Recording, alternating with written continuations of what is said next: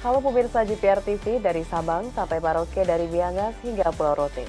Bertemu lagi bersama saya Boda Azaridisa dalam program Kominfo Newsroom.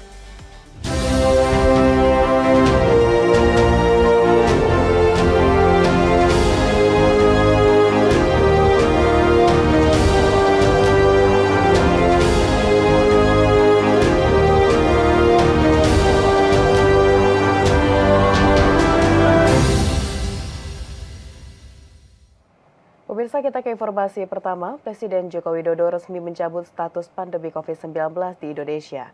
Pengumuman ini disampaikan oleh Presiden melalui kanal YouTube Sekretariat Presiden hari ini Rabu 21 Juni 2023. Bismillahirrahmanirrahim. Assalamualaikum warahmatullahi wabarakatuh. Salam sejahtera bagi kita semua. Bapak, Ibu, saudara-saudara sekalian yang saya hormati. Setelah 3 tahun lebih kita berjuang bersama menghadapi pandemi COVID-19. Sejak hari ini, Rabu 21 Juni 2023, pemerintah memutuskan untuk mencabut status pandemi dan kita mulai memasuki masa endemi. Keputusan ini diambil pemerintah dengan mempertimbangkan angka konfirmasi harian kasus COVID-19 mendekati nihil. Hasil survei menunjukkan 99% masyarakat Indonesia sudah memiliki antibodi COVID-19. WHO juga telah mencabut status Public Health Emergency of International Concern. Walaupun demikian, saya meminta masyarakat untuk tetap berhati-hati serta terus menjalankan perilaku hidup sehat dan bersih. Tentunya dengan keputusan ini, pemerintah berharap perekonomian nasional akan bergerak semakin baik dan meningkatkan kualitas kehidupan sosial ekonomi masyarakat. Terima kasih. Wassalamualaikum warahmatullahi wabarakatuh. Sebagian negara. Pemirsa, kita ke informasi lainnya. Presiden Joko Widodo menekankan bahwa smelter merupakan pijakan fondasi bagi Indonesia untuk menjadi negara maju di masa mendatang. Presiden berharap pergantian kepemimpinan di tahun 2024 akan menjadi penentu nasib proyek investasi jangka panjang di Indonesia.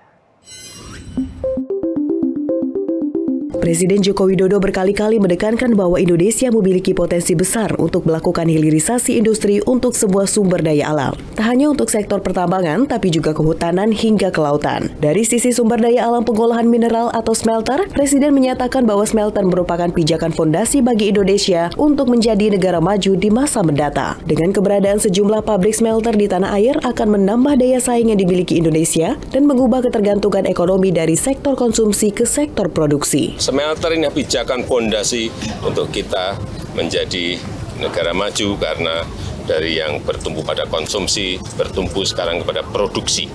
Pembangunan smelter nikel ini sejalan dengan komitmen pemerintah untuk menghentikan ekspor biji nikel dan mendorong hilirisasi industri. Penghentian ekspor bahan mentah mendorong industri dan hilirisasi industri dalam negeri dapat berkembang dengan sangat cepat. Presiden juga mendorong hasil produksi dari pabrik smelter tersebut agar diintegrasikan dengan hasil komoditas tambang lainnya yang tersebar di berbagai daerah di tanah air. Yang harus diintegrasikan dengan nikel yang ada di Sulawesi, dengan boksit yang ada di Bintan dan Kalimantan Barat, dengan tin yang ada di Bangka Belitung, dengan tadi diserap oleh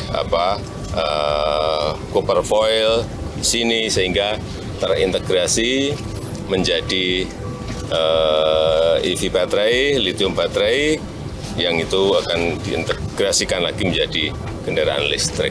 Presiden pun berharap proyek pembangunan hilirisasi industri di Indonesia dapat dilanjutkan oleh kepemimpinan nasional selanjutnya, sehingga dapat memberikan nilai tambah yang berlipat ganda bagi negara serta membuka lapangan pekerjaan yang luas bagi masyarakat. Tetapi apabila kepemimpinan nasional kita mengerti secara detail mengenai kegunaan manfaat industrial downstreaming, hilirisasi industri itu seperti apa, turunannya ini baru 1 turunan, 2 turunan, nanti kalau bisa sampai ratusan turunan beranak pinak menjadi ribuan turunan, itu yang akan melompatkan kita menjadi negara maju. Menko Marves Luhut Binsar Panjaitan menargetkan pabrik foil tembaga dapat beroperasi secara komersial pada Mei 2024. Sementara itu, Presiden Joko Widodo menilai integrasi hilirisasi industri harus dilakukan jika Indonesia ingin menjadi negara maju. Sebagai upaya menciptakan ekosistem kendaraan listrik berbasis baterai di tanah air, pemerintah terus mendukung pengembangan salah satu komponen penting dalam ekosistem kendaraan listrik berbasis baterai, yakni tembaga. Pembangunan pabrik pengolahan tembaga menjadi sangat penting, pasalnya material itu tersimpan di Indonesia. Terkait hal tersebut, Menteri Koordinator Kemaritiman dan Investasi Luhut Binsar Panjaitan menargetkan pihak foil tembaga PT Hailiang Nova Material Indonesia di kawasan industri GP Gresik, Jawa Timur dapat beroperasi secara komersial pada Mei 2024. Adapun proyek yang menelan investasi senilai 860 juta US dollar dengan kapasitas 100.000 ton, di mana bahan baku foil tembaga ini diproduksi dari bahan baku kotada tembaga dari smelter PT Freeport Indonesia. Luhut menyebut bahwa pembangunan hingga operasi komersial pabrik foil tembaga ini akan menjadi proyek tercepat pembangunan foil tembaga di dunia. Hal itu lantaran dari hari ini dilakukan groundbreaking hingga pengoperasian komersial hanya memerlukan waktu sekitar 12 bulan. Dari groundbreaking sampai commercial operation, proyek foil tembaga ini diselesaikan kurang dari 12 bulan. Hal ini akan menjadi rekor tercepat pembangunan proyek foil tembaga di dunia, sekaligus menunjukkan reputasi investasi Indonesia. Oleh karena itu, kami dari beberapa pembantu Bapak semua dan juga daerah akan memberikan dukungan penuh dalam hal ini, percepatan perizinan, pemberian insentif seperti master lease, dan tax holiday tidak boleh yang terlambat. Di kesempatan yang sama, Presiden Joko Widodo menyampaikan bahwa integrasi industri harus dilakukan jika Indonesia ingin menjadi negara maju. Tidak hanya membawa nilai tambah secara ekonomi, tapi kesempatan kerja di dalam negeri juga akan bertambah. Inilah yang akan menghantarkan negara kita Indonesia dari negara berkembang bisa menuju ke negara maju dalam 10-15 tahun yang akan datang. Wakil Presiden Maruf Amin mengatakan peluncuran satelit Republik Indonesia atau Satria 1 akan mempermudah konektivitas di seluruh Indonesia. Wapres optimis Satria 1 bisa membawa faedah bagi pembangunan bangsa Indonesia.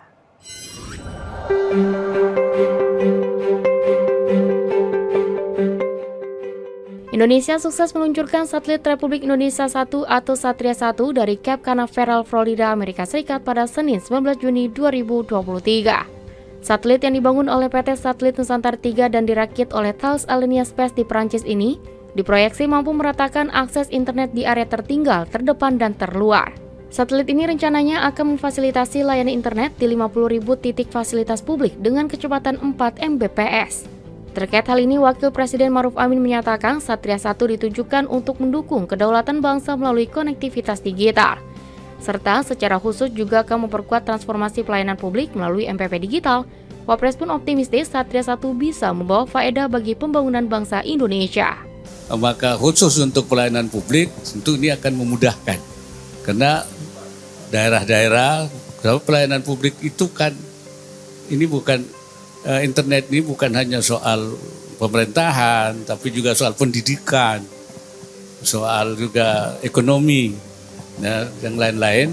Karena itu manfaatnya tentu akan membawa banyak hal yang perbaikan-perbaikan di dalam rangka pembangunan nasional secara menyeluruh. Pemirsa, usai jeda pariwara, kami akan kembali dengan informasi lainnya. Tetaplah bersama Kominfo Newsroom.